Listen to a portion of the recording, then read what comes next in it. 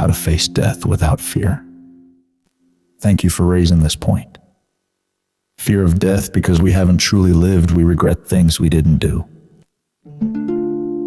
But if you live fully, love deeply, and stay true to yourself, death loses its grip. You've lived well, so you can die in peace. Death is not your enemy. It is your greatest illusion. You are not afraid of death. You are so scared of losing all that was never really yours, your name, your body, your identity. You were never born, so how can you die? The body was born, the body will die. You, the witness inside, are just watching the game you were watching before birth. You will continue after death. You are afraid of death because you have never tasted life. If you had lived even a single moment totally, fear would vanish. Because life and death are not two. They are one flame, dancing.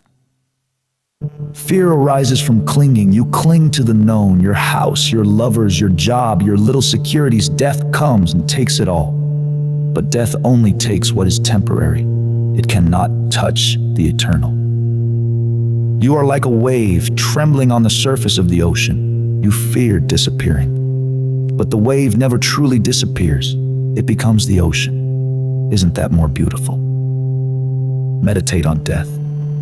Sit silently and imagine dying. Let the fear arise. Don't run away. Watch it. Embrace it. You will see the fear is just a shadow, and you are the light. People who fear death live half-dead lives. They are always protecting, always preparing, never living. But death is not a tragedy, not living. That is the real tragedy. Remember, death is not against life. Death is the peak of life, like a tree blossoming in spring. Death is life reaching its final dance. Celebrate it. You have been here before. Many times, many lives, many deaths. This is not your first journey, and it won't be the last. So why be afraid of a station you've passed through so many times? Don't seek immortality for the body. It is dust, and it must return to dust. Seek the part in you that was never born and will never die. That is your truth. That is your Buddha. The world teaches you to avoid death, to hide it, to ignore it. I say, look at it directly, stare into its eyes, make it your meditation, then it loses its power to frighten. If you can love death, you will understand what love truly is, because love is also a death of the ego, of the mind. Only those who know how to die can know how to love. Die every day, not physically, but inwardly. Let the past die, let the old habits die, let your false self die. Then, one day, when real death comes, you will welcome it like an old friend.